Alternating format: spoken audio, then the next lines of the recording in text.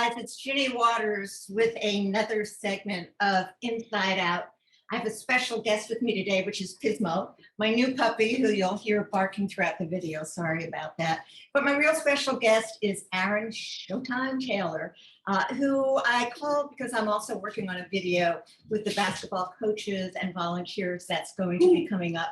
But we did talk for a good half hour, and I thought you'd be interested in what he had to say to you all. Hope you enjoy. And hope to see you soon. So 1 month after I got home, I went to work for the Venice Basketball League. And the first place we went to was Dockweiler Beach down here in LA. It's a state beach. And everything was COVID protocol. Taking the rapid antigen test before you can get on the court, you know what I'm saying, and be involved in the process. And then they had 3 more events after that. And then in the end of December, I signed with the American Basketball Association. And again, every venue we went to, there was always COVID protocol in effect, you know, rapid antigen tests and whatnot. So down here in Southern California, I found a way to still be active in basketball, doing what I do, and found places where, you know, because a lot of the courts they have out here, they have a bar across the rim to prevent you from playing outdoors. And so we had to find places to run the leagues and whatnot and still be safe doing it. So here's the interesting thing, because I sat in on a couple of different meetings with you on the basketball, because you are Showtime talent, and I've interviewed you inside prison, and you were like, yeah, I'm going to get out of here. I'm going to be this announcer. And I've talked to a lot of guys in prison who have said a lot of things. So what kind of encouragement can you give to the fellas in there? And who do you want to say, ha, ha, ha, ha, ha, I told you so, told you so? Well, the latter, I don't want to do that to anybody. It would be easy to but you know who you are, right? yeah. It would be easy to you know, to punch down on somebody, right? But I don't want to do that to nobody, because some of those guys are still inside, and they're fighting for their freedom. So whether I agree with them personally or not, or their approaches, they're still, you know, incarcerated Americans, and they're still trying to get home. So have you been playing basketball, or basically just you've been meeting the players, right? You met Steph Curry, right? I saw that on TV. What was that like? What do you want to say to the guys in prison about Steph Curry? I'll tell you what I told Steph Curry. I told Steph that there's a lot of guys at San Quentin that are fans of his and the Warriors. And even though we're all proud of you, it would be really nice if you had an opportunity to go talk to them just on one of the visits, you know, because they're just as much Warriors fans as everybody else. And so that was part of what I told him when I was hugging him over the table. I mean, they're basketball players to me, just like the guys in San Quentin. Anytime you step on the court, you know, you're a ball player, and my job is to call basketball games. So it didn't matter if it was Steph Curry, or if it was Black, or if it was Brian, aka the landlord. You know, anytime you step on the court and I'm there to do play-by-play, it doesn't matter what basketball player you are, how much they pay you. I have a job to do, and that's to call the game. So the really big thing about Steph Curry that I will point out, though, because he does numerous post-game interviews, right? But him and a lot of the other team came over to me and talked to me. You know, the 2 days that I was in the Chase Center, because I was there the night before for the Wizards Warrior game, and I seen Russell Westbrook, whose father I know of down here in LA in the streets. And when the coach told him that I knew his father after the game, Russ came over to me and gave me his game shoes with a signature on them. Okay, but did you ask them if they would come into San Quentin? Steph Curry would come into San Quentin and play? Oh, they're not allowed to, right, by contract? Well, they can't play. Did mention to him that he has a lot of fans over in San Quentin, and a lot of guys are proud of him and to keep doing what he's doing in the community. But if he could find time to go take a trip to San Quentin with the team and meet some of those guys, because they really, really like him. You know what I'm saying? He's a hero to a lot of people in San Quentin, not just basketball players, but as general Warrior fans and whatnot. And not just because of basketball, but because of his work in the community as well. This is part of what I told him when we were hugging each other across the table before I went over to the post-game interview. So a lot of the different coaches who will be talking later, they'll be talking to them, and a lot of the guys that came in to volunteer, Have you seen any of them, or are you able to see any of them in the future? It kind of be fun to all get together with the coaches and the volunteers to play a game.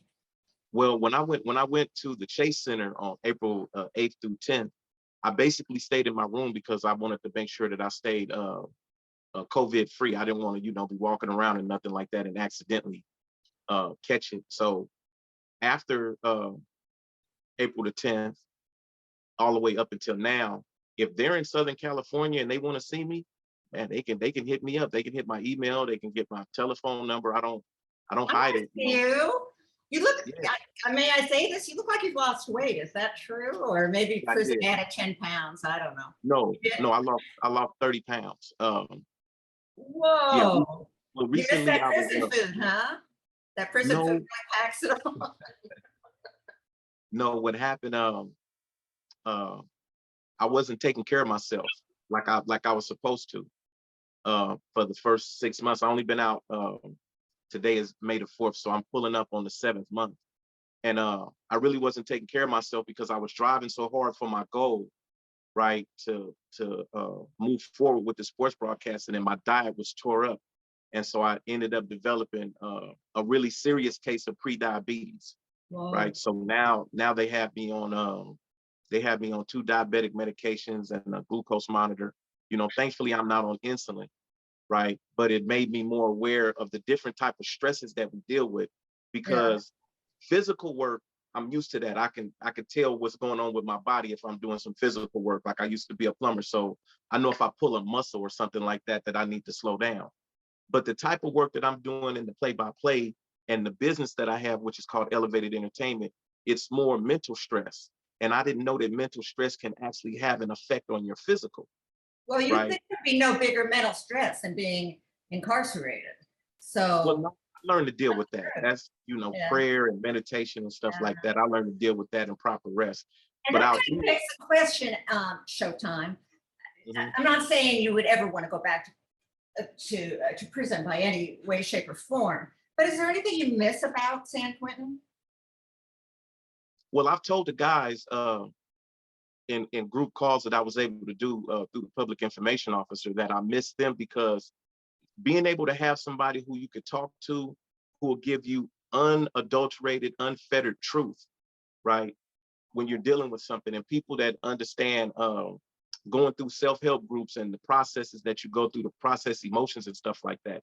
That much I do miss about people inside of San Quentin, right? Because out here, I mean, I don't want to cuss, but people are full of SHTI out here, and you really can't get a straight answer on anything. And then people, a lot of people out here that I talk to, or even that surrounded me, listen with their emotions.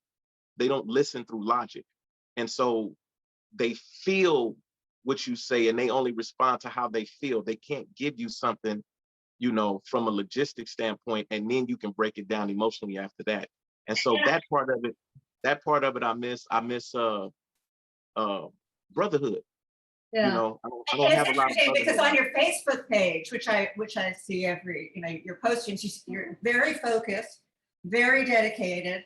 And I get that because you have a certain degree of fame right now. There are a lot of people hitting you up that weren't your friends before, maybe, or who aren't really sincere, asking for favors, et cetera, et cetera.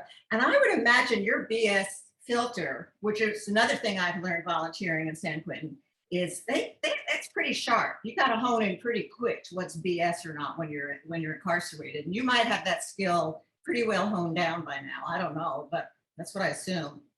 It's not more that this that you have a BS meter anyway, right? But it's more when you read my Facebook post, it's more people not understanding that I prepared for this. Like you said a minute ago, we said in meetings, and I told you what I was going to do. I said, I'm going to get out of here. I'm going to go to do this, and I'm going to go do this. And I've done that plus, right? So I was prepared for this. What I wasn't prepared for was all of a sudden people want to give me advice. And I'm like, but I prepared for this 2 years ago. Once I found out that I had the possibility to go to the board, I started planning on what I was going to do and how I was going to implement it. Right Yeah. now, the only thing is, in my parole plans, I told the BPH, I said, look, I'm gonna be in the NBA in 3 to 5 years. Yes, right? you I didn't did. know it was gonna be in 6 months. That's right. That's That right. part I didn't prepare for. Yeah. However, what I have now is people coming to me and telling me, I think you should do this and I think you should do that. And I don't think you should have did this and I don't think you should have did that. And then the nanny that part comes in when I'm like, but wait a minute, I did this in 6 months. How are you gonna come give me some advice on that? Wouldn't it Yeah. be more appropriate just to stand next to me and ask me how I did it Yeah. and Yeah. then try to emulate that? And it's tough because if I say that, then I look like a bully, But and I don't want to look like a bully. the thing about you that's so great is you didn't give up. And what you were 23 years, 26 years inside? I don't recall. Okay. How you keep your hope. I mean, it was hard for me for a year to keep my hope going during the pandemic. And that was as a free person.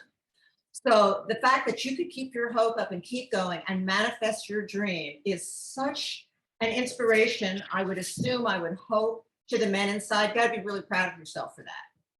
Well, remember, I came from a sale.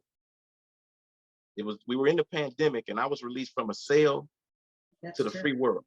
That's right. So I had to spend 14 days in quarantine in Glendale, and then I'm out. I'm here at the transitional house where I get to go out at least as long as I'm working. I can stay out as long as my job is on, and if I'm not working, I can stay out six hours. The point I'm Yeah. making though is to come from a cell where I couldn't physically move to be put in a place where I can physically move. The restrictions that most free people think they have, I don't see them. That they're not restrictions to me. They're like, oh, I can go here for 8 hours. Okay, cool.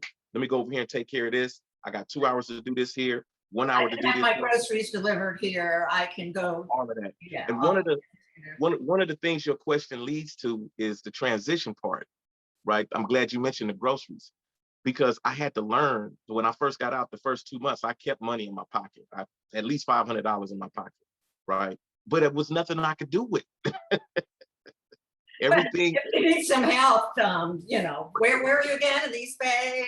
But Actually, everything is where are you? online. Are you in? Everything is. Are you I'm in? in Los Angeles. You are in Southern California. Okay. Yeah, I'm in Los Angeles. I'm, So I I'm- had to I had to learn yeah. how to do online banking, you know what I'm saying, credit cards and Cash App and Venmo and Zelle with my bank account, stuff like that. I had to relearn all of that stuff, right? Because when I left, it was you get a bank account, you get a checkbook, and then you go about your way. Now I had to learn about Zelle. I had to learn about day trading and all kind of other stuff and this digital coins and stuff. Excuse me. I had to learn a lot. And so I'm still being educated on it. I'm not definitely not perfect, Yeah. but And as there's long as been I'm working, I'm doing okay. lots of interviews and information about how people make that transition. But in your particular case, having moderated announced games in San Quentin as opposed to doing it with a huge crowd of people over a huge microphone. I mean, was that a huge leap, or once you did it, did it just feel very natural, just like you were right back in the yard at San Quentin? That's the mentality I went in with. Not even at San Quentin. I went all the way back to Lancaster before I got audio equipment and everything. I went back to the basics when I got inside the Chase Center, which was try not to focus on, how loud the speaker system is. Try not to focus on, what they're doing with the sound. Just take yourself back to when you first stood under the pole at Yeah. Lancaster and started doing play-by-play, right? Now, And that kind of grounded me. Then at the same time, I don't want nobody to get this confused. When I heard my voice come out of that system, I was like, oh yeah, it's ready to go on. It's ready to get cracking. I'm ready to put this on. This is the moment I've been waiting on. I'm not gonna let this moment pass me by, and it took me like maybe the fourth or the fifth time because Matt Pittman, the PA announcer for the Chase Center is sitting to my right. And I yeah, forget the other guy who's sitting to my left. And they kept saying, man, cut loose, man, cut loose. Let it out, right? Don't worry about nothing, man. You can get as loud as you want. I said, as loud as I want. You got to remember when we're doing it on the yard, if I get too loud, I affect the game. We have to listen for alarms. I can't turn it up too loud because the people up in the shack have to be able to hear what's going up there, even though they're listening too. And then to be told, cut loose, let it out, just yeah. act like all of that other stuff goes. So about, I think it was the fourth or the fifth time, and I dug in deep and warrior.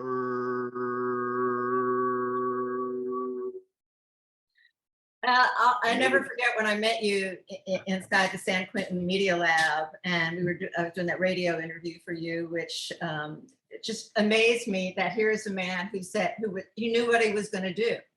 And he said, this is what I'm going to do, and I'm going to get out of here, and I'm going to do it. And you did it. And I wonder if you'll ever be able to come back to San Quentin. I don't think you can go for a few years and announce a game there again. That would be Oh nice. no, no. No?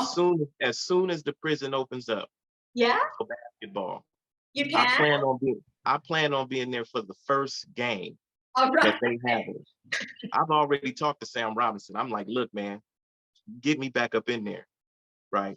Because And you know who I'll have there waiting for you. Everybody will be there. I mean, you're already a media star. You've been on what, Kelly Clarkson, and interviewed on ESPN and KGO, several other shows, right? Yeah. Radio and all that. But no, going back into San Quentin, I remember how I used to feel when guys were there and then they left and then they came back in to visit, right? I remember when ATL walked back in. I remember how happy I was to see him and to talk to him and ask him questions about, what's going on with cue ball? How are you transitioning and all this other stuff? I know my case is different. I know I'm up there. I know I'm stratospheric right now. I understand that.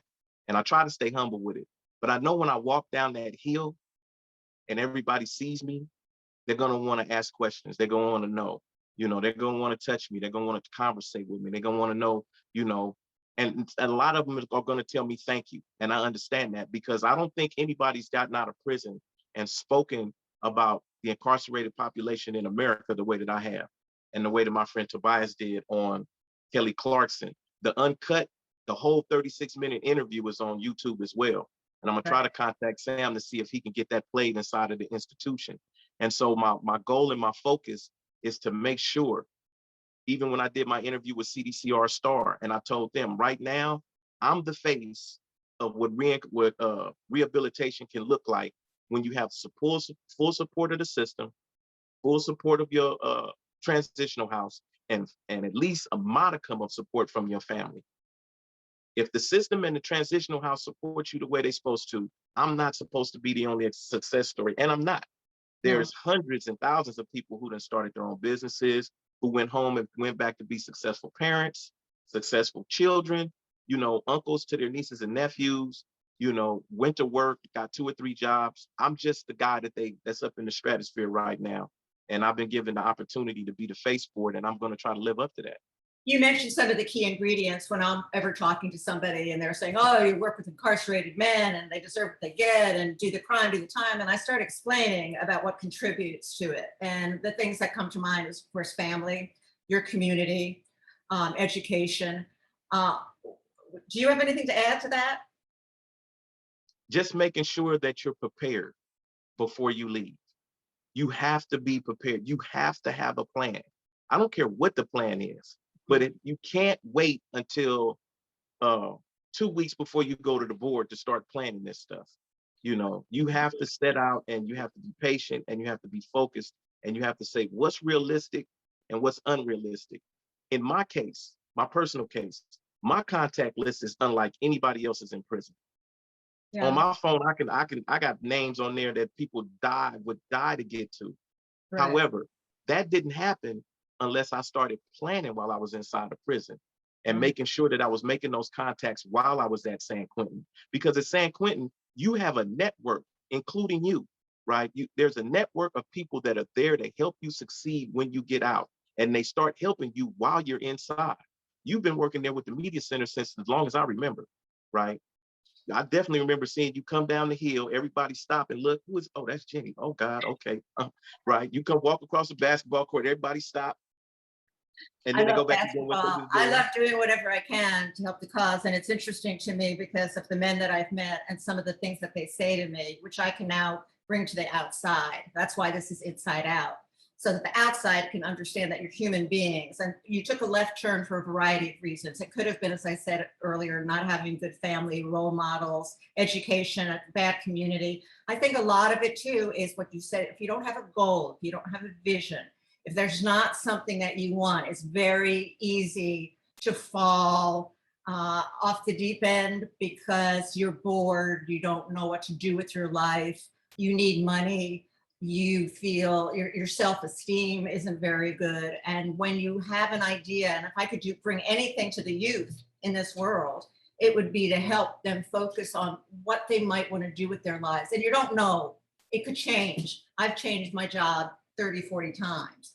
But having an idea of something to work for keeps you going. Would you agree with that? It seems like it's what kept you going. Hope and faith kept me going, and everything you said.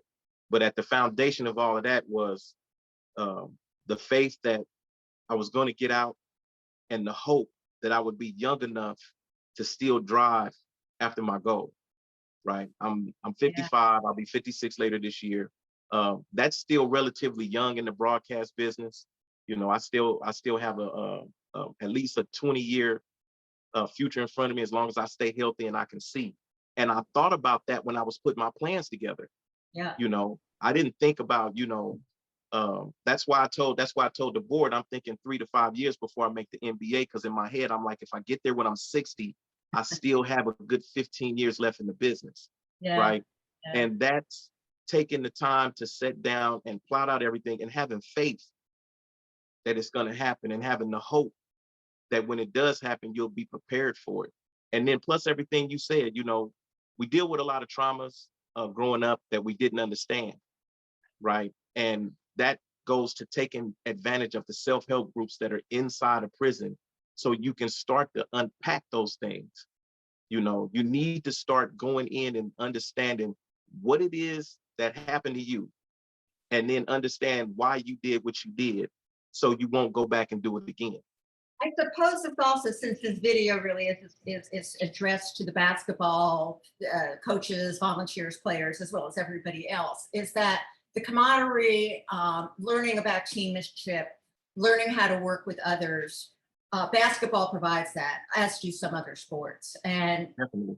would you agree that that is a large part? And if the states also understood in rehabilitation the importance of team playing, and how important the Warriors and Kings are in terms of getting rehabilitated.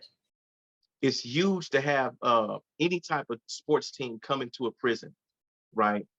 And it does something for the psyche as well. But to go to your main point about working together and understanding what goal setting, you know what I'm saying, and go about getting it done. The San Quentin basketball program in and of itself is geared for that, with the San Quentin Kings and the San Quentin Warriors, and then the intramural league as well, to a degree. Yeah. But you have to have personal commitment and personal responsibility, right, to be a part of that. And it means everything started with self. You have to be willing to come outside of yourself and do things that you may not have thought that you can do, but as a teammate you have to do. And then that transfers over from sports to a business, right? Excuse me. In my business, I'm the president of Elevated Entertainment. I have 40 people that work up underneath me, right? Whoa. And in that, each person has a job to do, just like on the basketball court or the football field. Each person has an assignment that they have to complete, and people are dependent on you to do your assignment. If you can't, you have to speak up, right? Mhm. A basketball player twists his ankle. He wants to stay on the court, but he'll hurt his team if he stays on the court. So you got to sub out, and Right. let somebody else come in that could do the job. That same principle goes into running a business. So sports is a business, and all you have to do is recognize what you can and can't do, and then become an expert at what you can do, and be willing to learn what you don't know how to do, right? So you can replace somebody. Maybe, like you said, you just had 30, 40 jobs. Every one of them wasn't the same, and sometimes you had to adapt to the next one that you went to, right? And then it helped you become the person you are today, because when I have your card, and I still have it, it's a whole lot of stuff on there you do. And that develops over working as a team player in different companies and different positions to become the person that you become now. Yeah. Well, it's funny because I started out as a musician, and I've been looking at your TikTok videos. Is that your, like, come on, tell us the truth. You really want to be a musician, don't you? You want to be a singer. No, my guitar, I learned how to play guitar in San Quentin, right? And I still Didn't know play that. that as part of Okay, my so you can stress be relief. the singing narrator, the singing announcer at the Warriors game. Like, this is showtime. I don't know if I could do that with it's high focus. But I love TikTok because TikTok is a creative stress releaser for me. You know, when I go there, I don't think about, work. I don't think about the next game. I just focus on being a good digital karaoke singer, right? And then I mean, I have a huge following over there. I'm almost up to 10,000 now. And I'm Oh, striving to get the blue dot. I'm headed for 1 million. That's what I want, and hopefully I'll get it in the next 2 years. But in doing that, I still have to do TikTok lives where I'm interacting with people, right? Just like we're doing this Zoom. They can't speak to me, but everything is typed in. But I have to interact with people and let them know things about me. I have to let them know personal stuff about me. And one of the guys on there saw the April the 10th thing with Steph Curry. I didn't mention it to anybody. He had it and he played it. And a lot of the women that are my supporters saw it and then tagged me to it and then told everybody. yeah, yeah. And they was like, look, Aaron Showtime Taylor is Uncle Daddy Grandpa. That's one and the same person, right? And so it was crazy because I tried to keep TikTok away from everything else because I just like going over there and chilling, right? But then I started posting some of my videos too because I said it might be time to start letting people in on, how I spend my time away from everything else, and that's one of them. I Oh, want to stay healthy, what I'm saying? I yeah, want to stay alive for a while, what I'm saying? I want to see people. And yeah. and definitely for the guys that's watching this inside of San Quentin, I definitely have a message for you. Listen, like I said a minute ago, plan, plan, plan. Make sure you properly plan to come home. And definitely, I have not forgotten about you, right? If we were friends then, we're still friends now. Just understand that my life is a little bit different. I have different responsibilities, so I can't answer every letter. You know what I'm saying? I can't answer every call, but I have not forgotten about you. And the first opportunity I get to come back in, I'm in.